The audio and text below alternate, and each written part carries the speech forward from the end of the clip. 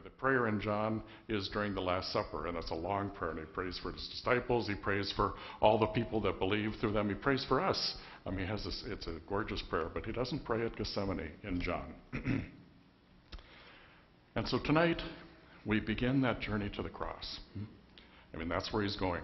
About 12 hours after this Gethsemane thing, he will be hanging on a cross, soon to be dead. And Jesus at Gethsemane, he seems to know exactly what's coming. This betrayal by Judas, this denial by Peter, the trial, the torture, the death. And I hear that, and I can understand why he had a little anguish about that. I don't know about you, but if I were looking forward to that kind of a day tomorrow, I wouldn't be looking forward to it in a good way. It says, he threw himself onto the ground, and he prayed, Abba. That's Aramaic for daddy. Abba, Father, if it is at all possible, don't make me do this. There's got to be another way. And Luke tells us that his sweat came as drops of blood. This guy was having trouble here. But then he ends his prayer with, not my will, but thy will be done. I'm not sure that's how I'd end my prayer, but that's how he ended his prayer. And a lot of times when Jesus starts going on the road to the cross, it's easy to start talking about what all this means and all the things that we've kind of stacked on top of it in the last 2,000 years. And I think that's a mistake. I think we need to stick with Jesus, the human being, just like us, who's going through this, who's actually going through this and what he's actually feeling. He knows his end is coming, and he prays just like you or I would that night. And let's not think he's dying for anything. He's just dying like we do. Exactly the same. Does that change it for you? Jesus, the human being, the man, just like you, going through whatever is going to happen the next day. And maybe after Easter, then we can talk about some other things. But today, it's just him, the human being. After his prayer, he says what we say all the time in the Lord's Prayer. Not my will be done, but thy will be done. Maybe it's the hardest prayer of all. Thy will be done. Whatever happens, Lord, I trust you. Even with the end of me. We join Jesus in the video Thursday night in the Garden of Gethsemane.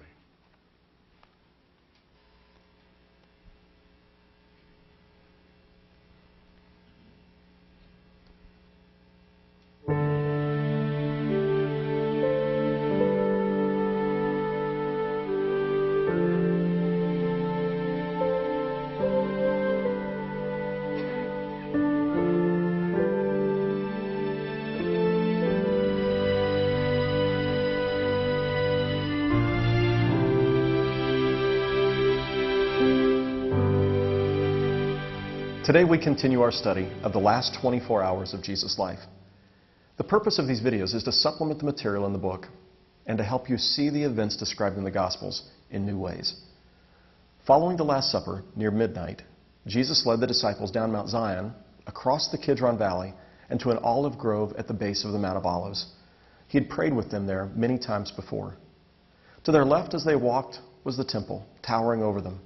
To their right, the graves of prophets, priests, and kings. Mark tells us what happens next.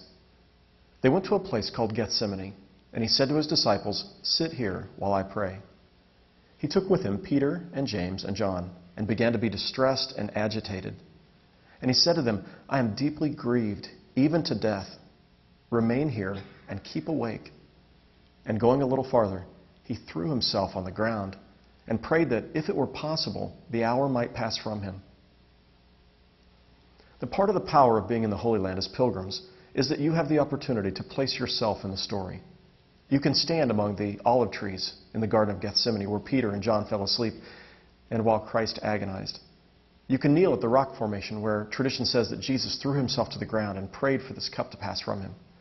So let's go visit the Garden of Gethsemane and the Church of all nations, also known as the Church of Christ's agony. It was about 11 o'clock at night when Jesus and his disciples left the upper room, having celebrated their Passover Seder. They took the torches and they walked across the Kidron Valley once more, down from the upper city and to this place, the olive grove. This is known as the Garden of Gethsemane, and Gethsemane means olive press. And it was here that Jesus came to pray, to agonize, to be tempted and tested once more, and to finally fully surrender his life to God's will. This is the oldest tree in the Garden of Gethsemane, 3,000 years old, some scholars believe. It was here for 1,000 years when Jesus came to pray on that night of his agony. And tradition says Peter, James, and John knelt at this place while Jesus went on ahead to pray in his agony. And you remember that it was here they fell asleep. Jesus came back and asked the question, could you not even stay awake for 1 hour to watch and pray with me? And that begs the question, are there moments in our lives when we, like Peter, James, and John, have disappointed God because we were not able to stay awake and watch and pray, because we weren't careful to continue to walk in his path, or we walked away from him when he needed us most?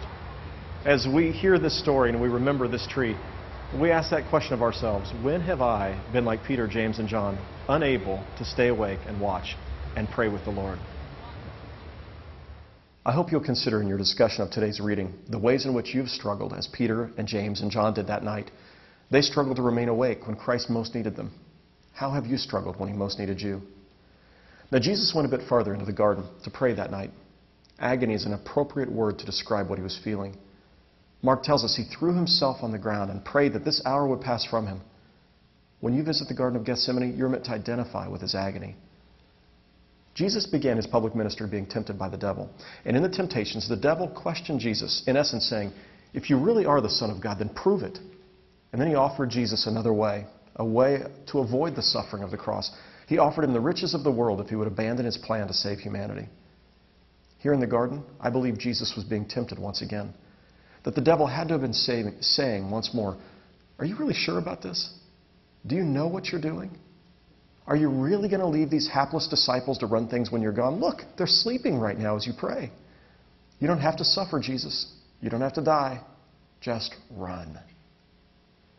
Now, when you visit the Garden of Gethsemane, and particularly when you enter the Basilica of Christ's agony, you're meant to enter the story and to join with Jesus in the Garden of Gethsemane.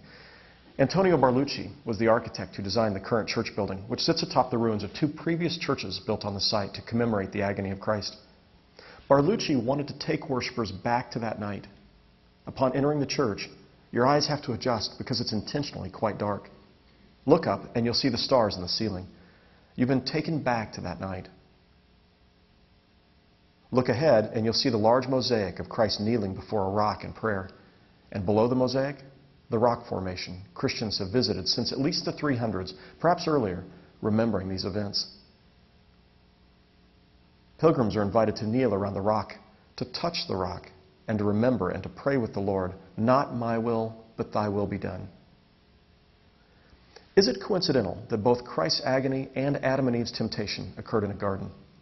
In Eden, the question for Adam and Eve was, our will or God's will?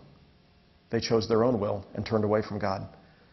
In the Garden of Gethsemane, Jesus, whom Paul calls the second Adam, was tempted and tested once more. But his answer was quite different from Adam and Eve's. His answer was, not my will, but thine be done. Every morning I begin each day on my knees, and I pray some variation of that prayer that John Wesley taught the early Methodists to pray. This is the prayer I prayed when I knelt at the rock in the Basilica of the Agony. And I'd like to invite you to join me in saying this prayer aloud. I am no longer my own, but thine. Put me to what thou wilt. Rank me with whom thou wilt. Put me to doing. Put me to suffering. Let me be employed for thee or laid aside for thee, exalted for thee or brought low for thee. Let me be full. Let me be empty. Let me have all things. Let me have nothing. I freely and heartily yield all things to thy pleasure and disposal. And now, O glorious and blessed God, Father, Son, and Holy Spirit, thou art mine, and I am thine. So be it. And the covenant which I have made on earth, let it be ratified in heaven.